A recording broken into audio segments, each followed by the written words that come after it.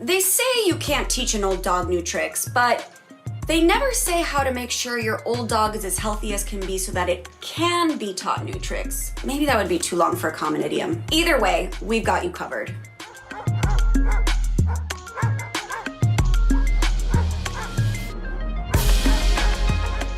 Welcome back to Alpha Paw, your destination for everything dog. I'm Bernie Zilio, and I'm on a personal mission to answer every doggone question you have ever had about your fur babies. And today we are talking about the 5 things you should be looking out for regarding your senior dog. Fortunately, we have with us today an expert vet, Dr. Jordan Cole. Dr. Cole earned his veterinary degree at UC Davis School of Veterinary Medicine in 2018 and has considerable training in both small and zoological animal medicine. Beyond clinical work, his interests include endangered species conservation and One Health, and he is currently involved in giraffe research. Dr. Cole will be filling in for Dr. Ross today, and we are so happy to have him. Welcome to Alpha Pod, Dr. Cole. Thanks very much, Bernie. I'm happy to be here. Thank you for being here. Admittedly, this is not my favorite topic because I am in complete and utter denial that science exists when it comes to my dog aging. However, it is a fact of life, and even though my dog's only like a year and a half, I know several of our viewers have forever puppies who may be a little bit older. So I do want to talk to you a little bit about what signs we should be looking out for as our dogs age. But the first thing I want to ask you is what exactly constitutes a geriatric dog? It's a great question, Bernie. And the definition of an older or geriatric dog can be tough. And that's because the average life expectancy of dogs is extremely varied. As a lot of our viewers probably already know, smaller breed dogs tend to live longer, potentially late into their teens, whereas larger or giant breed dogs may not make it out of the single digits. So, there are a lot of potential determinants for life expectancy in dogs, anything from genetics to nutrition, other environmental factors, their past medical history. So it's pretty complicated. We start thinking about a dog getting over the hill by about 7 or 8 years of age, but again, it really depends. So Dr. Cole, what is the first thing that we should be looking out for with our senior pups? So like people, dogs may be less active as they age, and that can lead, if we're not careful, to weight gain and potentially obesity. And there are many illnesses that are related to obesity in dogs, anything from orthopedic problems such as arthritis to difficulty breathing, especially in shorter nosed dogs such as bulldog breeds. Heavier dogs can be more prone to heat stroke. And then, obesity we think is related to other diseases as well, such as cancer. So again, all the more reason to, help your pets stay as active and as healthy as possible, especially as they age. There are other age-related diseases as well, such as deteriorating vision, hearing, or cognitive function, or other degenerative illnesses of organs such as the heart or the kidneys. So all the more reason to make sure you're staying up on your pup's health. Totally. And it's so funny because the things you're saying, it seems like it applies to humans too. Like as we age, we need more exercise. We need to be aware of our weight. We need to eat healthy. I mean, it's pretty common sense, but I understand why sometimes it just gets missed. Exactly. Yeah. It's just important to make sure that we're adjusting our dog's exercise routine and diet as they age to make sure they're on the optimal care. I do want to talk about something else that I think we've discussed sort of in a few other videos, and that is oral health. We know it's super, super important regardless of your dog's age. But there are a few nuances as your dog ages, and I want to discuss why oral health is particularly important for our senior pups.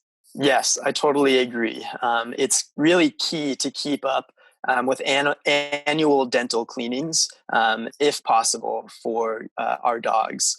That can help them keep their teeth healthy and actually keep their teeth in their mouths later on in life. And certainly can help them avoid the pain, the inflammation, and the infections that are associated with progressive chronic dental disease. And it helps fight halitosis. Which is what? Great question. So halitosis is bad breath. Oh, okay. Copy that. No, we Unfortunately, our dogs can't, chew gum for a variety of reasons. Please do not give your dog gum. But yeah, they can get bad breath as they age. I was going to say that doesn't need to be said, but you really never know. So I'm glad you said that, because just in case somebody out there was like, I'm glad we put that thought to rest. Okay, so I know you mentioned older dogs either having like missing teeth or really scary looking teeth. Are those kind of the results of like poor oral care as dogs age? It certainly can be. You're making my point for me, and that's, it's always a good idea to schedule a checkup if you're, concerned about your dog's dental health or general health, especially as he or she ages. Important for your pet to see the vet at least annually, especially, as they become more at risk for some of these, age-related diseases we've been discussing. And, dental disease is a big one, and it's easy to prevent as well. Totally. This just made me think of something, and I apologize if this is a stupid question or if you don't know the answer. But oral hygiene is obviously super important for our dogs, but animals in the wild don't have any oral care whatsoever. And I don't feel like we see wild animals missing teeth. So how is that a thing? Like, how are they able to maintain oral hygiene without any care whatsoever? It is a really good question. Animals in the wild, are going to be eating different things than, what we feed our dogs. So potentially, the texture of what they're eating may actually help them, keep plaque and tartar off of their teeth. But also the simple answer is that, animals in the wild are not going to be living nearly as long as, our dogs do in the home. And so, as we get geriatric animals, they can develop diseases that aren't, developed in the wild. I see. Okay. Is there anything else that we should be concerned about or paying attention to when it comes to dogs aging or geriatric dogs? Certainly, this is a big topic, and, something we could talk about for a while. One more thing maybe to add is just to keep in mind the quality of life, of your dog as, he or she ages.